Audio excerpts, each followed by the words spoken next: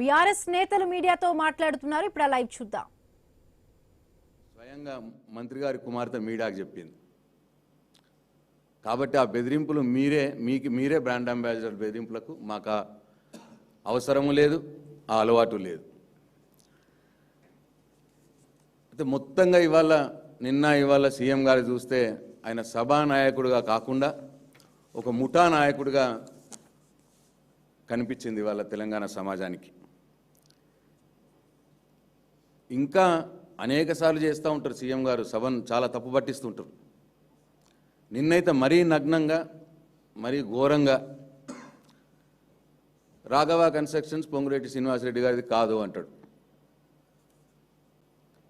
ఈ రాష్ట్ర ప్రజలందరికీ తెలుసు రాఘవ కన్స్ట్రక్షన్స్ ఎవరిదో, రాఘవ కన్స్ట్రక్షన్స్ ఎక్కడెక్కడ ఎన్నెన్ని రియల్ ఎస్టేటు బిజినెస్లు చేస్తున్నారో, రాఘవ కన్స్ట్రక్షన్స్ చాలా రోజుల నుంచి కాంట్రాక్టర్ చేస్తూ అది ఎవరిదో ఈ రాష్ట్ర ప్రజలందరికీ తెలుసు. అసలు వాళ్ళ తండ్రి గారి పేరు మీదనే రాఘవ కన్స్ట్రక్షన్స్ అని పేరు పెట్టింది ఆయన శ్రీనివాసరెడ్డి. అంటే ముఖ్యమంత్రి గారు ఏమంటే ఆయన మొన్ననేమో ఇక్రిసాట్ అమెరికా పరిశోధన సంస్థ అంటాడు, నిన్ననేమో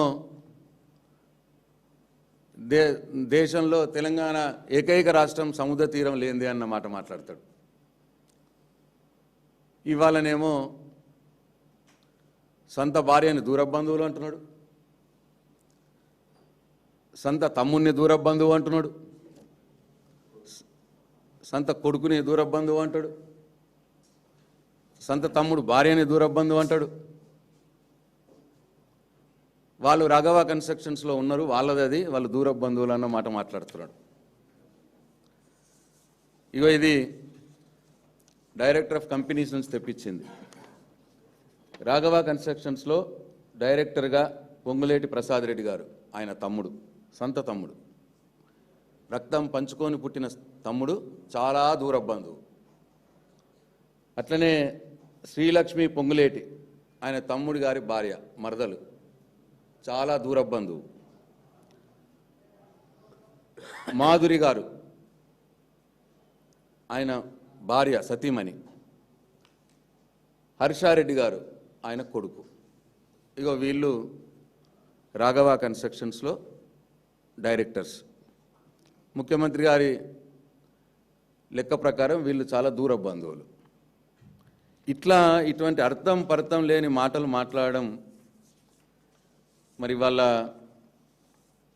ముఖ్యమంత్రి గారు చేస్తూ ఉంటే ఆయనకి ఏమైందో అని తెలంగాణ ప్రజలు ఆందోళన పొందుతూ ఉన్నారు.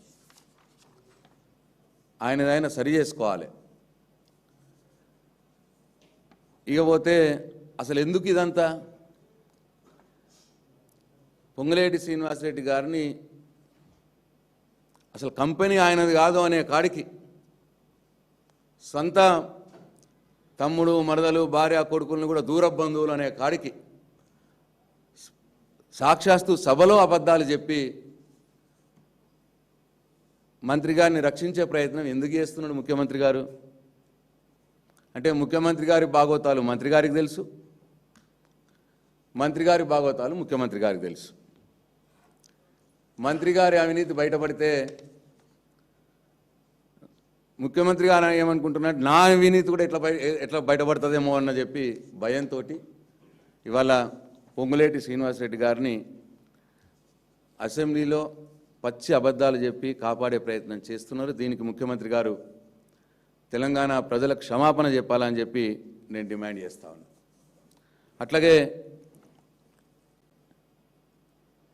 స్పీకర్ గారు కూడా అసెంబ్లీని నడిపిన విధానం ఇది పెద్ద మాయని మచ్చగా మిగిలిపోతా ఉంది.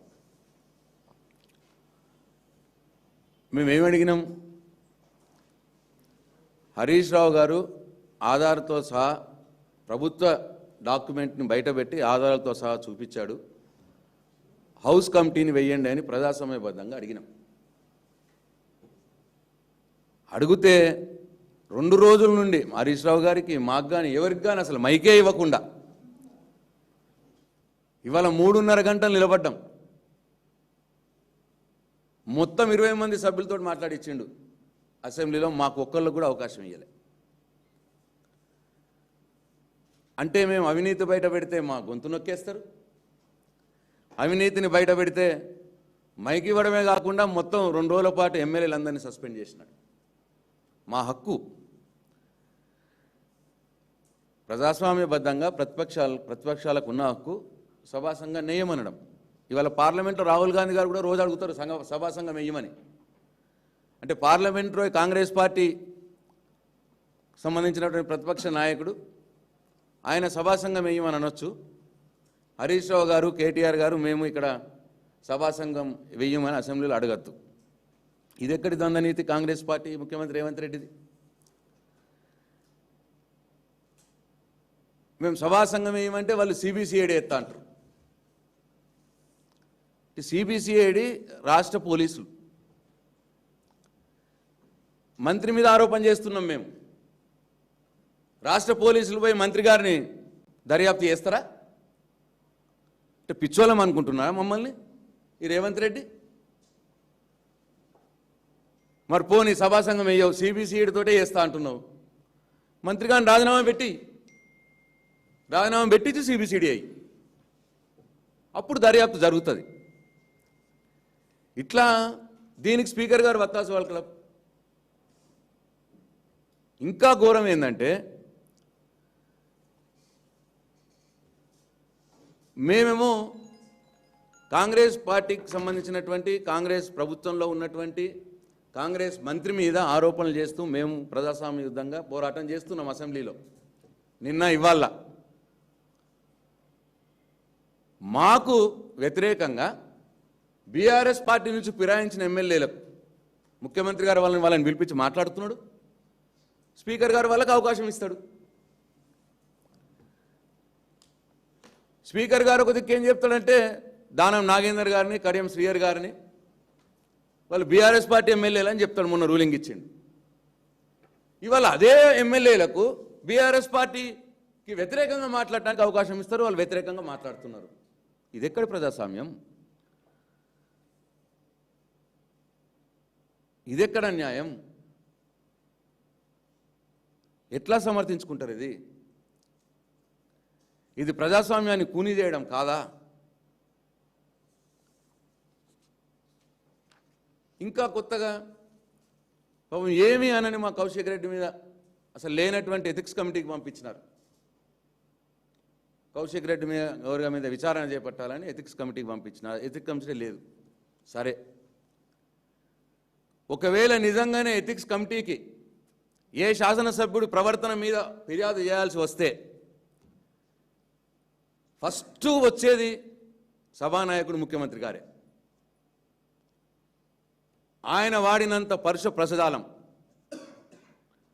నిన్న మొన్ననే అన్నాడు కదండి, తల మీద కాలు పెట్టి తొక్కి వస్తా అని అసెంబ్లీలో మైక్లో స్పీకర్ గారు ముంగాటనే ఒక్కొక్కడి తల మీద కాలు పెట్టి తొక్కి వస్తా సాక్షాత్ అసెంబ్లీలో అన్నాడు.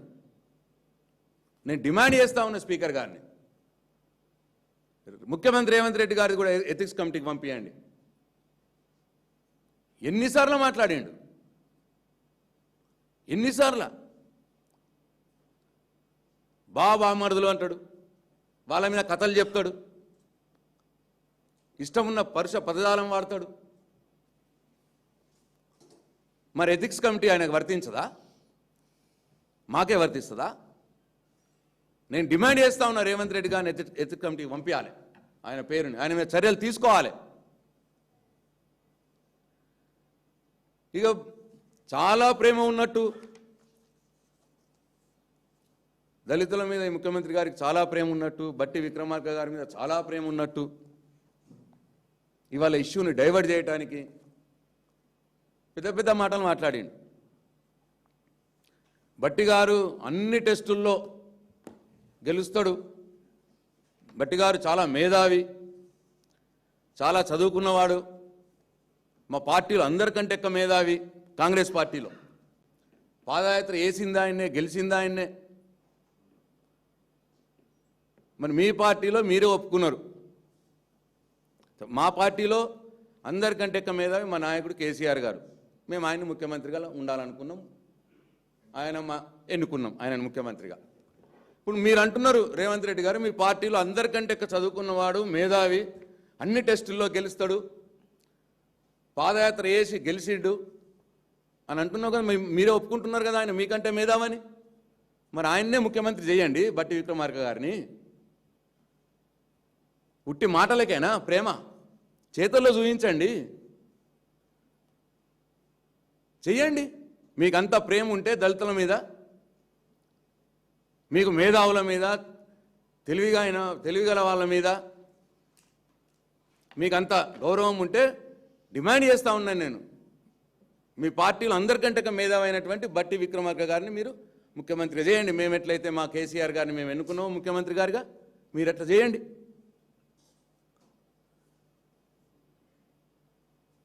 మీరు ఎన్ని డైవర్షన్ పాలిటిక్స్ చేసినా మేము ఇవాళ హరీష్ రావు గారు, కేటీఆర్ గారు ఆయన అన్నాడు అసెంబ్లీలో, స్పీకర్ గారు, సీఎం గారు, మేము సిబిసిఐడి వేస్తున్నా, మీరు సభా సంఘం వేస్తా, మీరు కూడా ఏమన్నా ఉంటే మా వాళ్ళ పైన కూడా మీకేమన్నా ఆరోపణలు ఉంటే మీరు ఇవ్వండి, రాసివ్వండి అని అన్నాడు. అనగానే కేటీఆర్ గారు, హరీష్ రావు గారు ఇమీడియట్గా ఆయనకు రాసి ఇచ్చినారు. 19 కుంభకోణాలు వీళ్ళ మీద ఉన్నాయి, ఇప్పుడు చేసినాయి. ఈ 19 మీద మీరు అడిగిరు కాబట్టి ఇచ్చినాం కాబట్టి దాని మీద వెంటనే చర్యలు తీసుకోవాలి, సభా సంఘం వేయాలి, సిబిసిఐడితో విచారణ జరపాలి. నేను సూటిగా చెప్తా ఉన్నా రేవంత్ రెడ్డి గారికి, మీరు మమ్మల్ని ఎన్ని బెదిరింపులకు ఎన్ని బ్లాక్మెయిల్ చేసినా మేము భయపడే వాళ్ళం కాదు. మీరు మీ బ్యాచ్, మీ కుంభకోణాలు, మీ అవినీతిని ఎండగడుతూనే ఉంటాం, బయటకు తీస్తూనే ఉంటాం, ప్రజల పక్షాన పోరాడుతూనే ఉంటాం. కాబట్టి ఇప్పటికైనా ఇటువంటి వెకిల్ చేష్టలు మాని మీరు ప్రజలకు ఇచ్చిన హామీలు నెరవేర్చే పనిలో ఉండండి అని చెప్పి ముఖ్యమంత్రికి హెచ్చరిస్తా ఉన్నాను. Thank you.